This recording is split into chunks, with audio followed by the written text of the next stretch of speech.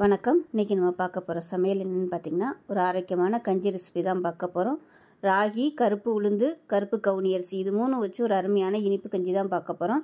இது வந்து கால்சியம் சத்து அதிகமாக இருக்கிறதுனால மூட்டு வலி, முழங்கால் வலி, எலும்பு சம்மந்தப்பட்ட பிரச்சனைகள் இருக்கிறவங்க இந்த கஞ்சியை வந்து ரெகுலராக எடுத்துகிட்டு வந்தீங்கன்னா உங்களுக்கு அந்த பிரச்சனைகள் வந்து சரியாகும். பெண்களுக்கு 40 வயசுக்கு மேலே வரக்கூடிய எலும்பு தேய்மானம், மூட்டு வலி இந்த மாதிரி பிரச்சனைகள் இருக்கும்போது இந்த ராகி கஞ்சி வந்து எடுத்துகிட்டு வந்தீங்கன்னா உங்களுக்கு அந்த சத்து குறைபாடு வந்து வராது. ஸோ வாங்க அந்த அருமையான ராகி, கருப்பு உளுந்து, கவுனி அரிசி கஞ்சி எப்படி செய்யலாங்கிறத பார்க்கலாம்.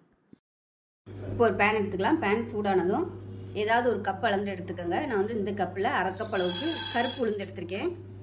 நீங்கள் உடச்ச உளுந்து, வெள்ளை உளுந்து எதுனாலும் யூஸ் பண்ணிக்கலாம். இது வந்து நல்லா வாசனை வர அளவுக்கு வறுத்துக்கலாம். இந்த உளுந்து நல்லா ஒரு 2-3 தடவை கழுவிட்டு தண்ணியை மட்டும் வடிய விட்டுட்டு நல்லா ஒரு 2லேருந்து ஒரு 3 மணி நேரம் ஈரம் போகிற அளவுக்கு நல்லா காய விட்டுட்டேன். காய விட்டு தான் சேர்த்துருக்கேன். உளுந்து நல்லா வாசனை வர ஆரம்பிச்சிருச்சு. இப்போ இதை வந்து வேறு பிளேட்டுக்கு மாற்றிக்கலாம்.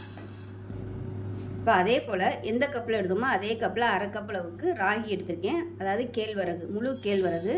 இதுவும் நல்லா கழுவி காய விட்டு எடுத்து வச்சுருக்கிறேன். இப்போ இதையும் நல்லா வாசனை வர அளவுக்கு வறுத்துக்கலாம். ஏன்னா ராகிலெல்லாம் பார்த்தீங்கன்னா தூசி, மண் எல்லாமே நிறையா இருக்கும்.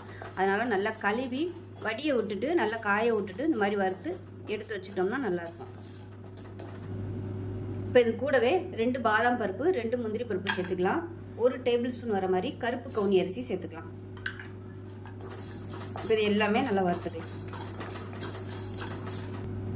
இப்போ இது கூடவே ஒரு ஏலக்காய் சேர்த்துக்கலாம். அது கூட நல்லா ஒரு டீஸ்பூன் அளவுக்கு சுக்குத்தூள் அதையும் சேர்த்துக்கலாம். இதோட சேர்த்து வறுத்துக்கலாம். இப்போ இது எல்லாமே நல்லா வறுபட்டுருச்சு. இதையும் வேறு பிளேட்டுக்கு மாற்றிக்கலாம். இப்போ இது ஆறுனதுக்கப்புறமா மிக்சி ஜாரில் சேர்த்துட்டு நல்லா நைஸாக அரைச்சிக்கலாம். இப்போ மிக்சி ஜாரில் சேர்த்துட்டு நல்லா நைஸாக அரைச்சாச்சு. இப்போ அரைச்சதுலேருந்து ஏதாவது ஒரு கப்பில் எடுத்துக்கலாம். நான் வந்து இந்த கப்பில் 1 கப் அளவுக்கு எடுக்கிறேன். இப்போ இந்த கப்பில் 1 கப் அளவுக்கு எடுத்துருக்கேன். இதை சேர்த்துக்கலாம். இப்போ 1 கப் எடுத்ததுக்கு இதே கப்பில் நல்லா ஒரு 6லேருந்து 7 கப் அளவுக்கு தண்ணி ஊற்றிக்கலாம். 6 கப்பு ஊற்றிருக்கேன். பத்தலைன்னா நம்ம சேர்த்துக்கலாம். இதை நல்லா கலந்து விட்டுட்டு கேஸ் ஆன் பண்ணிக்கலாம். இப்போ கேஸ் ஆன் பண்ணிட்டேன். ஆன் பண்ணிவிட்டு நல்லா கைவிடாமல் ஒரு 2லேருந்து ஒரு 3 நிமிஷம் கிளறி விட்டுட்டே இருக்கலாம். இல்லைன்னா அடியில் வந்து உட்காந்துரும்.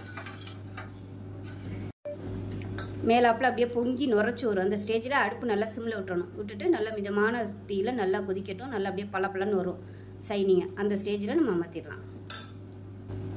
இப்போ நல்லா கெட்டியாகிடுச்சு. இந்த ஸ்டேஜில் எந்த கப்பில் எடுத்தோமோ அதே கப்பில் 1.5 கப் அளவுக்கு சர்க்கரை சேர்த்துக்கலாம். இது வந்து ஆர்கானிக் சர்க்கரை தான், அதனால் அப்படியே சேர்த்துக்கலாம். நீங்கள் வெல்லம் வச்சுருந்தீங்கன்னா வடிகட்டிட்டு சேர்த்துக்கோங்க. 1.5 கப் அளவுக்கு எடுத்து சேர்த்துட்டு கலந்து விட்டுருலாம். இப்போ சர்க்கரை சேர்த்து நல்லா கொதிச்சுட்டு இருக்குது. இந்த ஸ்டேஜில் கெட்டியாக இருக்கிற மாதிரி தோணுச்சுன்னா தண்ணி சேர்த்துக்கோங்க. நான் வந்து சுடு தண்ணி பக்கத்துலேயே சூடு பண்ணி வச்சுருக்கேன். அந்த தண்ணியை சேர்த்துக்கிறேன். ஏன்னா ஆறுச்சுன்னா இன்னுமே நல்லா கெட்டியாக வரும். இப்போ பாருங்கள் கரெக்டான பதத்தில் இருக்குது. இப்போ இந்த ஸ்டேஜில் எந்த கப்பில் எடுத்தோமோ அதே கப்பில் 1 கப் அளவுக்கு துருவன தேங்காய். இதுக்கு பதிலாக நீங்கள் தேங்காய் பால் சேர்க்குறனாலும் சேர்த்துக்கலாம். தேங்காய் பால் சேர்க்கலாம். அப்படி இல்லைன்னா நம்ம பசும்பால், பாக்கெட் பால் அது கூட சேர்த்துக்கலாம்.